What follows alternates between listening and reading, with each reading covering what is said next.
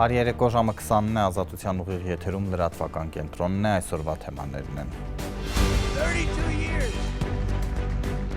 Նիկոլ Փաշինյանը և Իլհամ Ալիևը Վաշինգտոնում մասնակցում են Թրամփի հիմնած խաղաղության խորհրդի նիստին։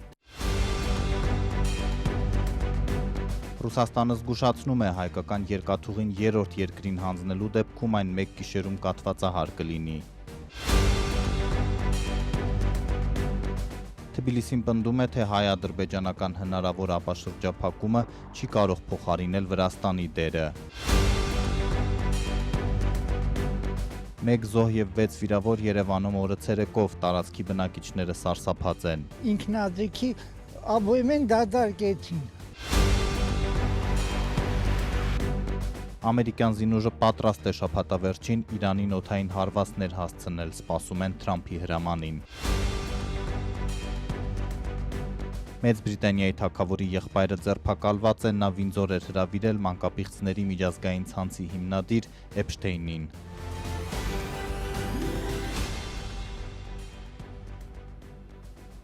Նախ Վաշինգտոն տեղափոխվենք, Դոնալդ Թրամփը հրավիրել է խաղաղության խորհրդի առաջին նիստը, Միացյալ Նահանգների մայրաքաղաքում են նաև Հայաստանի և Ադրբեջանի ղեկավարները, որոնց Ամերիկայի նախագահը հատուկ անդրադարձավ։ Countries from all over the world, and they've been very generous with money also. And the United States, which I'll say in a moment, is also very generous with money because there's nothing more important than peace. Այս առաջնորդները շատ արատաձեռն են եղել գումարի հարցում, Միացյալ Նահանգները ևս, բայց գիտեք ինչ կա, աշխարհում խաղաղությունից ավելի կարևոր բան չկա եւ աշխարհում խաղաղությունից ավելի էժան բան չկա։ Երբ պատերազմում եք 100 անգամ ավելի եք ծախսում։ Այս երկուսը հեչ էլ բարի պտուղ չէին։ Կարծում եք հեշտ էր, չէ, հեշտ չէր։ Նրանք երկուսն էլ դժվար մարդիկ էին, լավ մարդիկ են, բայց դժվար։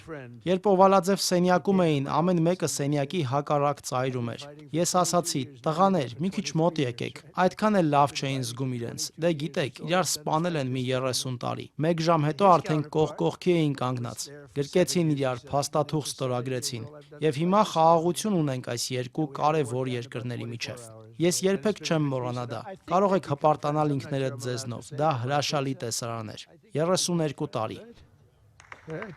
Great. Stand up. Stand up. Look at that. Do you believe it? 32 years. Thank you. Առայժմ չի հաղորդվել Փաշինյան-Ալիև առանձին հանդիպման մասին, թեև կադրերում երևում է, որ երկու երկրների ղեկավարները մինչև միջոցառման մեկնարկը շփվում են։ ՄԱԿ-ի անվտանգության խորհրդի մշտական անդամները Ֆրանսիան, Մեծ Բրիտանիան, Ռուսաստանը և Չինաստանը ներկայացուցիչների չեն գործուղել Վաշինգտոն։ Ի սկզբանե հայտարարվել էր, որ այս նախաձեռնությունը Գազայի վերականգնումն է վերահսկելու, այժմ սակայն Թրամփն ավելի մեծ գլոբալ հակամարտությունները լուծելու խնդիրներ է դրել խորհրդի առջև։ Միացյալ Նահանգների նախագահն այսօր հայտարարել է, որ $7 միլիարդ է հատկացվելու Գազայի վերականգնմանը։ Ռուսաստանի անվտանգության խորհրդի քարտուղար Սերգեյ Շոյգուն Երևանին զգուշացրել է, թե երկաթուղիների կառավարումը Ռուսաստանից այլ երկրի հանձնելու դեպքում համակարգը կարող է մեկ գիշերում փլուզվել։ Չեմ գնահատի այլ պետությունների իրավասությունները երկաթուղային տնտեսության կառավարման հարցում, բայց կարող եմ վստահաբար ասել, որ դժվար թե որևէ այլ ընկերություն կարողանա լիարժեք փոխարինել ռուսական երկաթուղային փոխադրողին, որն արդյունավետ եւ վաղուց աշխատում է Հայաստանում ոչ ամենապարզ պայմաններում։ Վարչապետ Նիկոլ Փաշինյանն ասել էր, որ Հայաստանի հնարավոր ապաշրջափակման համար լավ կլինի, որ Երևանի եւ Մոսկվայի հետ բարեկամ որևէ երկիր Ռուսաստանից գնի երկաթուղու կառավարման իրավունքը։ Վրաստանի արտգործնախարարն իր հերթին այսօր ասել է, թե այլընտրանքային երթուղին հայ-ադրբեջանական ուղիղ հաղորդակցությունը երբեք չի կարող փոխարինել Վրաստանի յուրահատուկ ռազմավարական դերը տարածաշրջանում։ Დღეს საუბარი ინტენსიურად Ադրբեջանի, Սոմխეთის Ներկայումս ինտենսիվ բանավեճ է ընթանում Ադրբեջանի եւ Հայաստանի միջև նոր երթուղիների կառուցման վերաբերյալ եւ մենք կարող ենք շատ պարզ եւ հանգիստ ասել, որ դա լավ է տարածաշրջանի համար։ Եթե դրանք զարգանան եւ մեր տարածաշրջանում նոր երթուղիներ հայտնվեն, մեր տարածաշրջանի արժեքը կապի առումով միայն կաճի, բայց ուղղակի անհնար է, որ որևէ երթուղի կարողանա փոխարինել Վրաստանին, հաշվի առնելով, որ այդ միջանցքը գոյություն ունի, գործում եւ զարգանում է այսքան տարի։ Ինչ վերաբերում է Վրաստանի նկատմամբ Ադրբեջանը հայ-հայկական հարաբերություններն օգտագործելու, երկիմաստություն ստեղծելու կամ բարդ հարցեր դնելու որոշ կողմերի փորձերին, մենք այդ ամենը հստակ տեսնում ենք, դա չենք դիտարկում որպես մրցակցություն Վրաստանով անցնող երթուղու համար։ Ամաս როგორც կոնկուրենտ գզաս Սակարթոլոզը կամ Այլ թեմաներ իրավապահները զննություն են իրականացրել Գագիկ Ծառուկյանին պատկանող հողամասում տարիներ առաջ հարուցված քրեական գործի հետաքննության շրջանակում այդ գործով ընդդիմադիր գործիչը մեղադրյալի կարգավիճակ չունի, վկա է, այն վերաբերում է Առինջ համայնքի նախկին ղեկավարներին, զննությունը համընկավ Ծառուկյանի վերջին հայտարարություններին, թե Բարգավաճ Հայաստան կուսակցությունը մասնակցելու է խորհրդարանական առաջիկա ընտրություններին մի շարք ընդդիմադիր ուժերի միավորելով իր շուրջ։ Իրավապահներն այսօր զննություն են անցկացրել առաջիկա խորհրդարանական ընտրություններին մասնակցելու հայտ ներկայացրած Գագիկ Ծառուկյանին պատկանող հողամասում դեռ 2020 թվականին հարուցված մի գործի շրջանակում։ Տևական դադարից հետո քաղաքական ասպարեզ վերադարձած Բարգավաճ Հայաստանի առաջնորդն այս գործով որպես վկա հարձակվել է տարիներ առաջ։ Նրա փաստաբան Էմին Խաչատրյանի խոսքով Ծառուկյանը մեղադրյալի կարգավիճակ չունի։ Մի շարք հողատարածքներ այդ համայնքի զննության են ենթակա, այդ թվում նաև պարոն Ծառուկյանի պատկանող հողատարածքը ըստ էության հիմա հետագայում պարզ կլինի, թե ինչի համար կամ որ հողատարածքները կամ ինչի պատճառով։ 6 տարի առաջ խաբեության կամ վստահությունը չարաշահելու եղանակով գույքային վնաս պատճառելու հոդվածով հարուցված գործը ըստ փաստաբանի առնչվում է Առինջ համայնքի նախկին ղեկավարին։ Այդ գործի շրջանակներում անհրաժեշտություն է առաջացել, որպեսզի մի քանի հողատարածքները նշված համայնքում զննվեն, այդ թվում նաև պարոն Ծառուկյանին պատկանող այլ առանձնատան հողատարածքը, ըստ էության այդ գործողությունն է կատարվում, այսինքն խուզարկություն չի կատարվում ու այդ գործի շրջանակներում կարծում եմ, որ փորձագետներին անհրաժեշտ է ուղղակի մի քանի չափային տվյալներ, կարծում լուսանկարներ, որոնց օգնությամբ հետագայում փորձագետի եզրակացություն պետք է տրվի։ Փաստաբանը վստահեցնում է, այս գործը չի առնչվում Ծառուկյանին, նա այսօրվա քննչական գործողությանը չի մասնակցել։ Այնտեղ որպես այդպեսին պարոն Ծառուկյանի ներկա լինելու անհրաժեշտություններ չկա։ Ինչու են իրավապահները 6 տարի առաջ հարուցված գործով միայն հիմա զննություն է անում։ Քննչականից այսօր հրաժարվեցին մանրամասներ հրապարակել, բայց ազատության տվյալներով գործն առնչվում է հենց Ծառուկյանին։ Իրավապահների քննության առարկա է նրա ընտանիքին պատկանող Առինջ մոլի հողատարածքների հարցը։ Վարչապետի պաշտոնին հավակնություն չունեմ, ցանկություն չունեմ։ Ես վարչապետի պաշտոնին տեխնացու ունեմ, իհարկե ունեմ։ Մեկի տեղը 3 ունեմ։ Մեկը մեկից գրագետ, մեկը մեկից ուժեղ, պատրաստված։ Մեծահարուստ գործարարն օրերս հայտարարեց, թեև վարչապետի պաշտոնին չի հավակնում, բայց իր քաղաքական նոյան տապանն է կառուցելու, որտեղ կհամախմբի տարբեր ուժերի ներկայացուցիչների։ Վերջին օրերին իշխանականները ակտիվորեն խոսում են Ծառուկյանից, հայտարարելով, թե թույլ չեն տալու, որ օլիգարխները իշխանություն վերցնեն։ ԲՀԿ առաջնորդի քաղաքական թիմից այսօր չցանկացան հրապարակային տեսակետ հայտնել այսօրվա զննության վերաբերյալ, սակայն չբացառեցին ընտրություններին ընդառաջ քրեական գործերի ակտիվացումը։ Ինպես մարդուն ինչ ա պետք։ Ամեն ինչ ունեմ։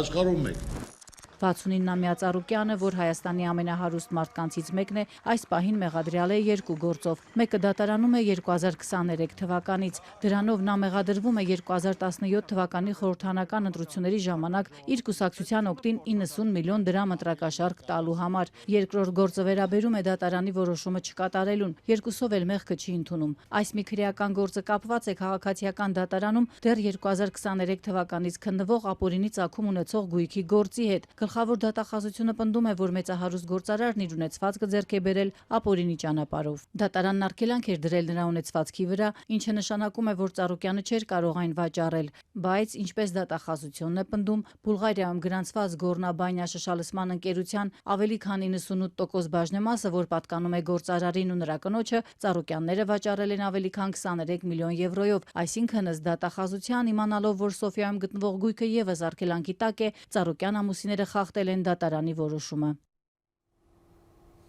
Միաժամանակ Ծառուկյանի քաղաքական հայտը կտրուկ սրել է նախընտրական մթնոլորտը։ Նրա թիմակիցը հայտարարեց, որ պատրաստ են հետընտրական դաշինք կազմել Ռոբերտ Քոչարյանի եւ Սամվել Կարապետյանի հետ ու Գյումրու սցենարով վերցնել իշխանությունը։ Քաղաքացիական պայմանագիրը կոշտ է արձագանքում։ Մենք թույլ չպիտի տանք, որպեսզի Քոչարյանն ու 2 օլիգարխները ոտնատակ տան մեր ձեռքբերումները։ Ինչպես է իշխանությունը պատրաստվում արգելել ընդդիմադիր ուժերին ընտրություններից հետո Գյումրիի սցենարով միավորվել եւ իշխանություն վերցնել։ Վերջին օրերին ԿՊ-ական առանցքային գործիչները մեկը մյուսի ետևից զգուշացնում են Գյումրի 2 թույլ չեն տալու։ Պարզը չէ, որ ոչ մեկ չի պատրաստվում նրանց ուղակի արգելի, եթե չունեն անհամատեղելիություն, օրինակ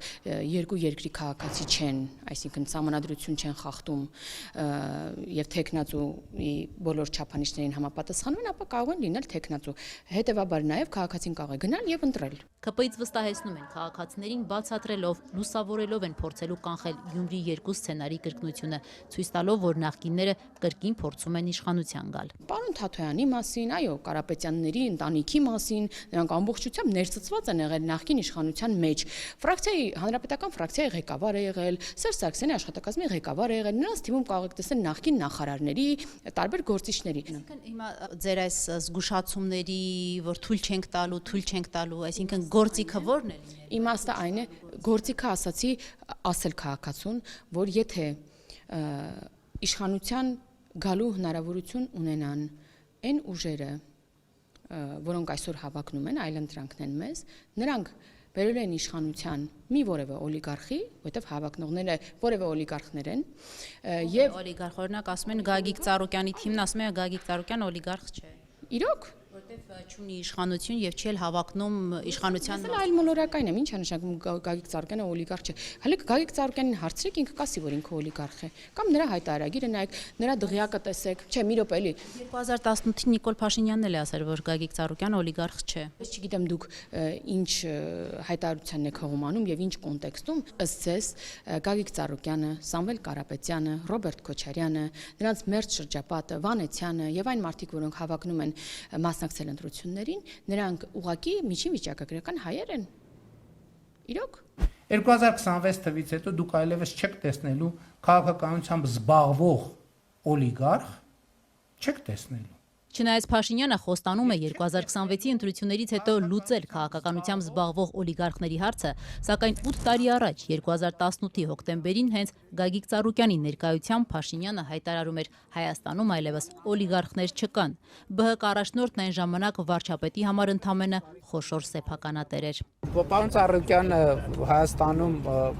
խոշոր սեփականատեր է, դա ոչ մեկի համար գաղտնիք չէ։ Պարոն Ծառուկյանը օլիգարխ չէ, այսքան։ Հայաստանում օլիգարխներ չկան։ Մինչ իշխող ԿՊ-ն ընտրություններից մի քանի ամիս առաջ փորձում է ցույց տալ հանրությանը, որ իշխանության են փորձում գալ օլիգարխներն ու նախկինները, յետ բերելով նախկին արատավոր երևույթները, ընդդիմադիրները մատնանշում են Նիկոլ Փաշինյանի իշխանության օլիգարխներին։ Մասնարարպես Ծառուկյանի հետ միասին ընտրություններին մասնակցող Մայր Հայաստան կուսակցության ղեկավարը հիշեցնում է ԿՊ-ական падգամավոր մեծահարուստ Խաչատուր Սուքիասյանի նախկին մեծահարուստ գործարար այժմ Ռուսաստանում դեսպան Գուրգեն Արսենյանի անունները։ Օրինակ Խաչատուր Սուքիասյան օլիգարխ չէ։ Կան գործարարներ եւ մենք չենք թաքցնում եւ պարոն Սուքիասյանը եւ իր ընտանիքը երևի ես ծնված չէի, երբ որ նրանք զբաղվում էին գործունեություն են ծավալում։ Ահա։ Պարոն Սուքիասյանը հիմա հավակնում է լինել վարչապետ եւ իր շուրջն է հավաքում եւ կապիտալով Ռուսաստանի Դաշնությունից եկած մարդ է, անգամ հայերեն երկու խոսք չգիտի իրար կապել եւ դուք համեմատում եք հիմա օրինակ արմատներով, շատ խորը արմատներով հենց Ռուսաստանի Դաշնության գործարարների հետ Պարոն Սուքիասյանին։ Ես ասում եմ նա օլիգարխ է, թե օլիգարխ չէ։ Ով նա։ Խաչատուր Սուքիասյանը եւ իր ընտանիքը մշտապես ունեցել են կարողություն, ես ուզում եմ խոսել այն մարդկանց մասին, որոնք հավակնում են երկրի կառավարում ստանձնել։ Մեր առաջին համար վարչապետը Նիկոլ Փաշինյանը օլիգարխ չէ եւ արմատներով ինչ որ երկրի մեջ չէ մխրճված։ Վանեցյանը ով է։ Վանեցյանը միջին վիճակագրական հայ է։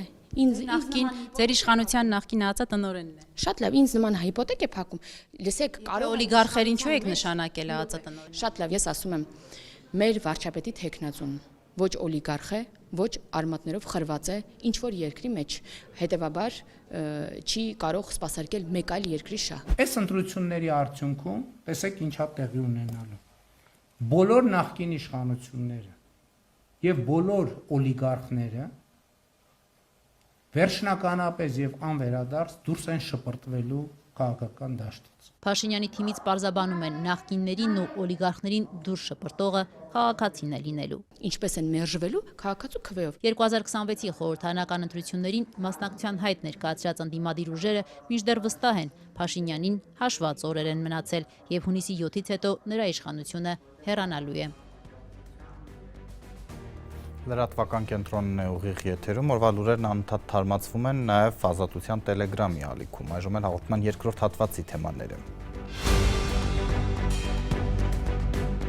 1 զոհ և 6 վիրավոր Երևանում օրը ցերեկով տարածքի բնակիչները սարսափած են։ Ինքնաձիգի ապօրինի դադարեցին։ Ամերիկյան զինուժը պատրաստ է շաբաթավերջին Իրանին օդային հարվածներ հասցնել, սպասում են Թրամփի հրամանին։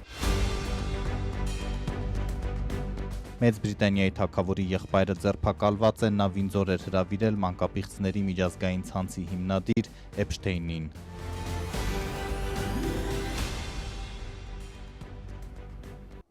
Երեկ Երևանում հնչած կրակոցների մասին 1 մարդ զոհվել է, 5-ը դեռ հիվանդանոցում են։ Քրեական գործը հարուցվել է սպանության, խուլիգանության, ապօրինի հրազեն կրելու հատկանիշներով, ձերբակալված է 6 մարդ, օրը ցերեկով տեսախցիկների առջև կրակահերթը տարածքի բնակիչներին սարսափեցրել է։ Արյան այս թարմ հետքերը վկայում են այն մասին, որ երեկ այստեղ վիճաբանություն է տեղի ունեցել, հրաձգությունը տեղի է ունեցել բնակելի շենքերի եւ ավտոտնակների հատվածներում, նախնական տվյալներով շուրջ 30 տղամարդու մասնակցությամբ։ 8 մարդ տեղափոխվել է Երևանի տարբեր հիվանդանոցներ։ 45-ամյա տղամարդը հենց վիրահատարանում 3 մահացել է։ Տուժածներից մեկը դուրս է գրվել, մյուս 6-ը դեռ հիվանդանոցներում են։ Արմենիա բժշկական կենտրոնի փոխտնօրեն Աշոտ Կուրղինյանի խոսքով իրենց հիվանդանոցում գտնվող 5 տուժածի կյանքին վտանգ չի սպառնում։ Բոլորը վիրահատվել են։ Այսօրվա դրությամբ բոլորի վիճակը արդեն կայուն է, բոլորի հեմոդինամիկ ցուցանիշները կայունացել են, այսինքն արյան ճնշում եւ այլն, եւ կյանքին վնաս սպառնացող որևէ դեպք չունենք, նույնիսկ կարող եմ ասել, որ 5 հոգի են մնացել հիվանդանոցում, որտեղ մեկը տուն է գնացել։ Հիմնականում ինչ վնասվածքներ ունեին եւ տղամարդը, որ մահացել է, ինչ խնդիր ունի։ Կրծքավանդակի, որովայնի շրջանի տարբեր տեսակի վնասվածքներ, ելի ոչ որպես էքսպերտ հրազենային տարբեր վնասվածքներ էին, իսկ մահացածի մոտ ավելի շատ որովայնի շրջանի վնասվածք էր, որը բերել էր որովայնի խոռոչ օրգանների, մասնավորապես լյարդի, լրիվ քայքայման կամ վնասման եւ հիմնական արագմանալը մասիվ արյունարուսության պատճառով։ Կրիտիկական փուլն անցել ենք։ Երեկվանից մամուլում մի քանի վարկած է շրջանառվում սիրային հարցերից մինչև կենցաղային վեճ կամ վրեժխնդրություն։ Մոտ 1.5 տարի առաջ այս նույն վարչական շրջանում Աչափնյակում ու կրկին բնակելի շենքերի հարևանությամբ հրազենով սպանվել էր քրեական հեղինակություն Ֆազմականունով Սերգեյ Գրիգորյանը։ Արդյոք երեկվա դեպքերը դրա շարունակությունն է, իրավապահները չեն մանրամասնում։ Քննչական կոմիտեից միայն հայտնում են հարուցվել է քրեական գործ սպանության, խուլիգանության եւ ապօրինի հրազեն պահելու մեղադրանքով։ Ներքին գործերի նախարարությունն էլ հայտարարել է բոլոր մասնակիցների շրջանակը պարզվել է, ձեռնարկվում են միջոցառումներ նրանց հայտնաբերելու ուղղությամբ։ Ազատության տեղեկություններով 6 մարդ ձերբակալվել է, նրանցից մի քանիսը ոստիկանության բաժին են տեղափոխվել հենց Արմենիա բժշկական կենտրոնից։ Հիվանդանոցում տուժածների հարազատներն ու ընկերները խուսափում էին անգամ տեսախցիկից լռում կատարվածի մասին։ Իսկ Աչափնյակի Հաբելյան փողոցի բնակիչները դեռ սարսափած են ու զայրացած։ Միջև այդ սենց բան չի եղել։ 3-ից 3 անցկեր սկզբից լսվեց 3-4 հատ ատրճանակի կրակոց, հետո ինքնաձիգի ապօրինի դադարեցին։ Մարդիկ էին փախում, բանման, հետո պարզվեց, որ մարդը մահացել։ Պատուհանից էիք նայում։ Այո, այդ կրակոցից հետո փախնող մարդիկ էին։ Այն կողմ փախան մի 10 հոգի։ Հետո եկան մեքենաներ էին կանգնած, ինչ-որ բաներ երևի վիրավորներին էին, դրեցին տարան։ Դուրս եկա ոստիկանությունը արդեն հավաքված էր։ Դպրոցը մոտ է, բայց մեր դպրոցը մի քիչ ավելի հեռու է։ Երեխաների տուն գալու ժամներ, բնականաբար երեխեքի համար վախեցանք։ Աշխատում ենք բակում իրանց հետ դուրս գանք։ Դեպքից հետո։ Դեպքից հետո։ Ես լրաբերից իմացա։ Ես դաշտում ինչ որ եղել, չգիտեմ։ Դուք քանի տարի եք այստեղ ապրում։ 30։ Առաջին անգամ է այսպիսի բան։ Սենց բան չի եղել։ Պատահական Facebook-ով դաժե լսեցի ու շատ դες վատ զգացի, որ սենց դեպքեր են կատարվում Հայաստանում, մանավանդ Երևանում ու այս օրը ցերեկով։ Բայց ձայնդ լսել եք։ Այո, գմփոց կր, բա ոնց։ Ուժեղ։ Շատ ուժեղ է, դա համար լսել եմ։ Վախեցել եմ դուրս գամ։ Օրերս ներքին գործերի նախարար Արփինե Սարգսյանն էր իր ասուլիսում պնդել, թե 2024-ի համեմատ անցած տարի Հայաստանում կատարված հանցագործությունների եւ հարուցված վարույթների թիվը 3.2%-ով նվազել է։ Այս ցուցանիշն ըստ նախարարի վկայում է ներքին անվտանգության մակարդակի բարձրացման մասին։ Ոստիկանության նախկին բարձրաստիճան պաշտոնյա Հովհաննես Քոչարյանը, որ հիմա փաստաբանական գործունեություն է ծավալում, պնդեց, վիճակագրական այդ տվյալները չեն խոսում ոստիկանների ոչ լավ, ոչ էլ վատ աշխատանքի մասին։ Ասել թե մի տարվա կամ երկու տարվա կտրվածքով ինչ որ հանցատեսակով նվազում կա, որովհետև լավ են պայքարում այդ հանցատեսակի դեմ, գիտական պատշաճ հիմնավորություն չունեցող թեզեր են։ Երկար տարիներ համակարգում աշխատած Քոչարյանը ենթադրում է, որ Աչափնյակի դեպքը խմորվող գործընթացի կուլմինացիան էր։ Նրա գնահատմամբ ոստիկանությունն անուշադրության է մատնել այդ ողջ ընթացքում շրջանառված ինֆորմացիան։ Քոչարյանը նշում է, որ սա տեղում ծագած վեճ չէր։ Օրը ցերեկով մի քանի տասնյակ զինված տղամարդիկ հանկարծ չեն սկսում իրար վերակրակել։ Ես նայում եմ, ոստիկանության կողմից բարբերաբար ինչ-որ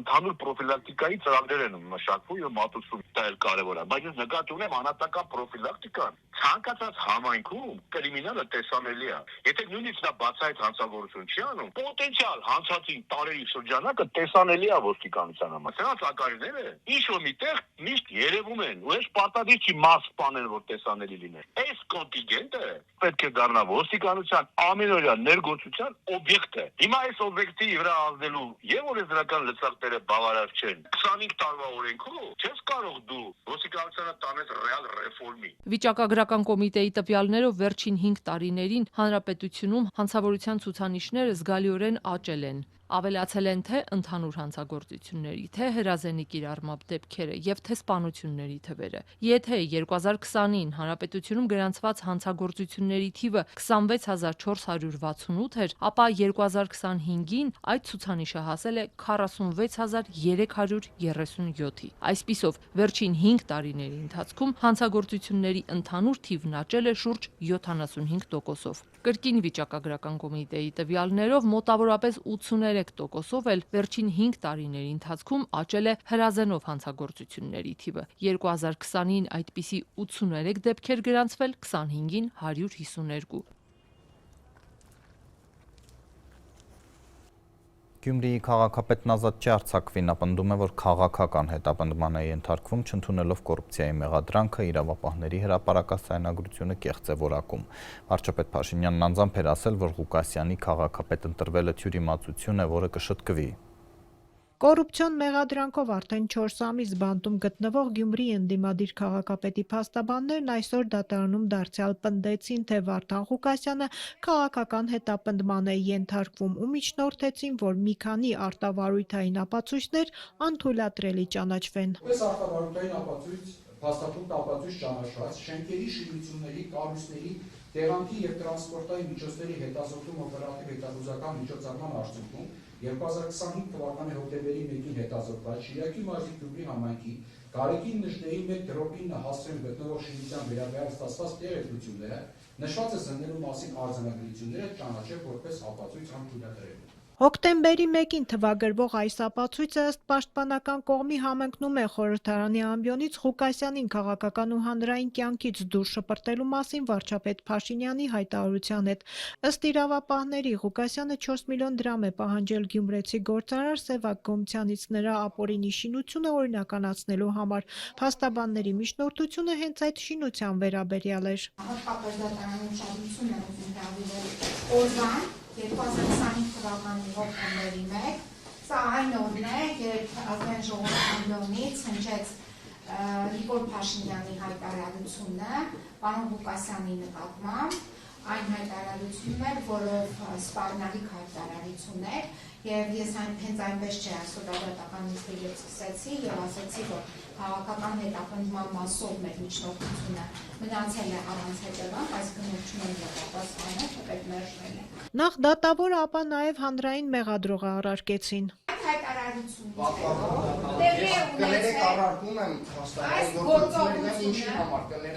Այսինքն բացառապես իրավական դաշտում քննարկվող հարց է, պաշտպանի միջնորդությունը։ Հիմա ես ճիշտ եմ հասկանում, դուք որպես սրա հիմնավորում ի լրումը նաև այդ կոմպոնենտն եք բերում։ Միանշանակ։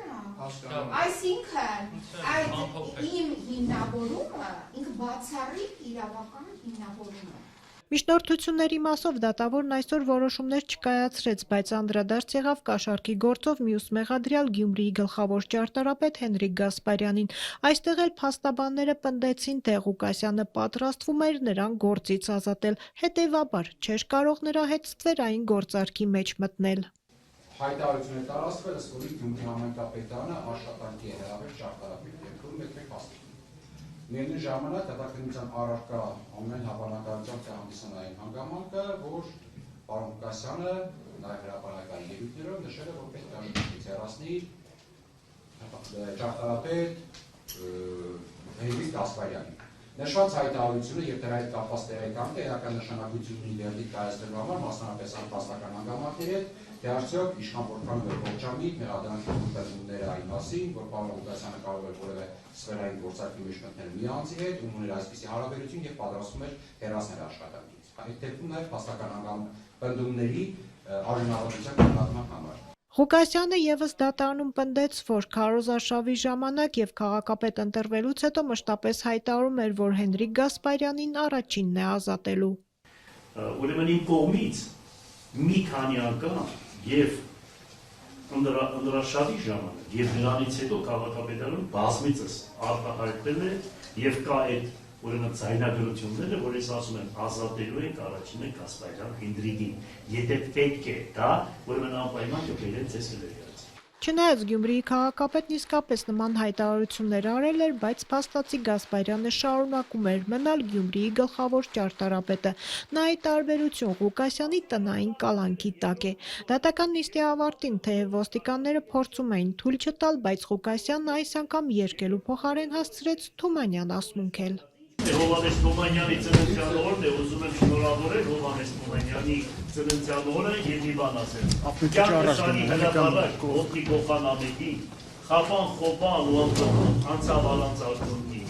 Ինչքան ծաղիկ պիտի ուզներ, որ չգոսավ է սողի, ինչ պատասխան պիտի ես տամ հող ու ծաղիկ տվողի։ Ես փառք եմ տալիս Աստծուն, որ Աստված արժանացրեց ինձպես անարժանը գնեց Հովհաննես Թումանյանի բնակարանը եւ տվեց հայ համայնքին եւ հայոց եկեղեցուն։ Թող Հովհաննես Թումանյանի բարեխոսությամբ Աստված տա բարեպաշտ թագավոր, աստվածասեր իշխաններ եւ հոգեվորականներ ազգիս հայոց։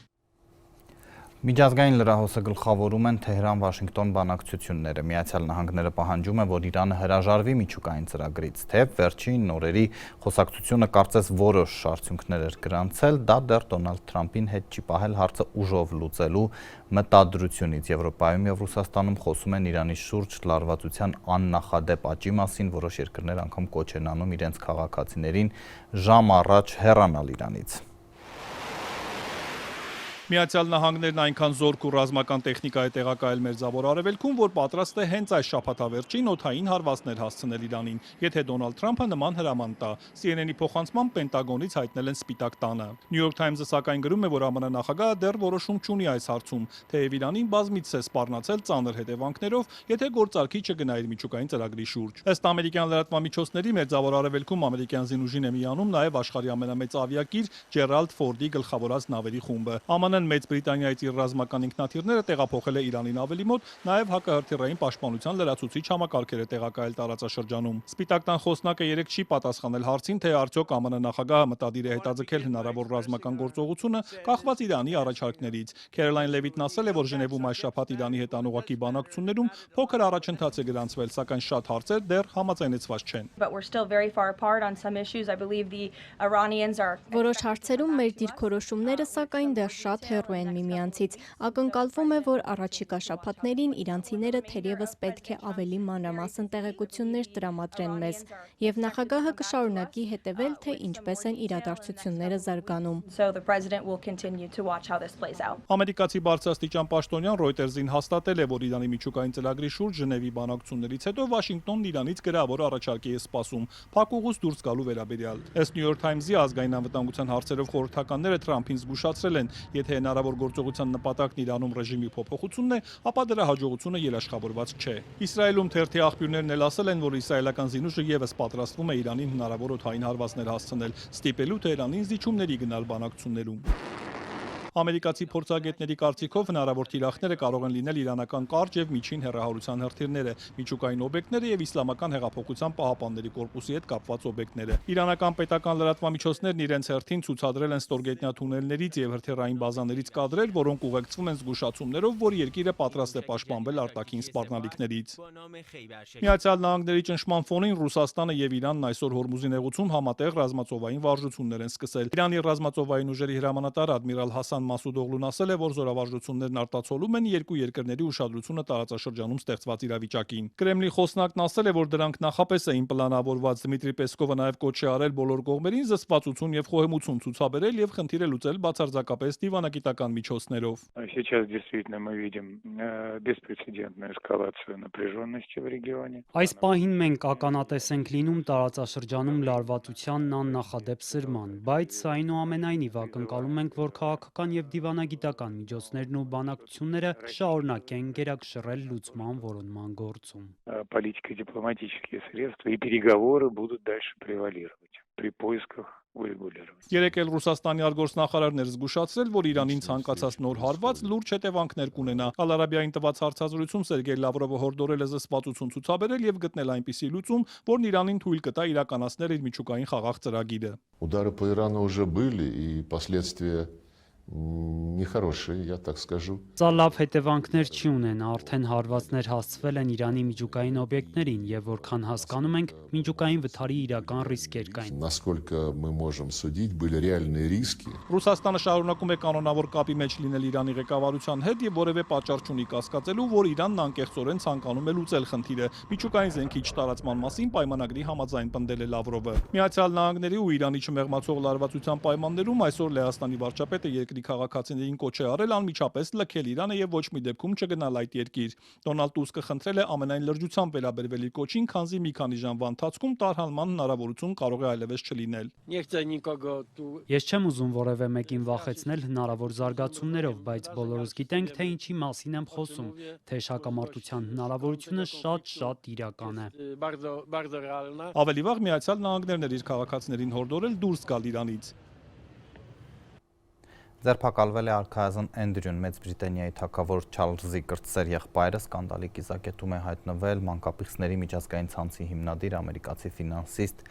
Ջեֆրի Էփշտեյնի հետ կապերի պատճառով։ Էնդրյուն ստիպված էր հրաժարվել արքայազնի տիտղոսից։ Նա Վինդզորի իր տանը հյուրընկալել էր Էփշտեյնին, երբ Միացյալ Նահանգներում նրան արդեն ձերբակալման օրդեր էին տվել։ Խորը մտահոգությամբ տեղեկացա Էնդրյու Մաունթբաթեն Վինդզորի շուրջ զարգացումների եւ պետական պաշտոնում չարաշահումների վերաբերյալ դրան ուղղվող կասկածների մասին։ Արչևում համապարփակ եւ արդար մի գործընթաց է, որի շրջանակներում այս հարցը հետաքննվելու է պատշաճ կերպով համապատասխան մարմինների կողմից։ Թույլ տվեք շատ հստակորեն հայտարարել. ամենակարևորը օրենքի գերակայությունն է։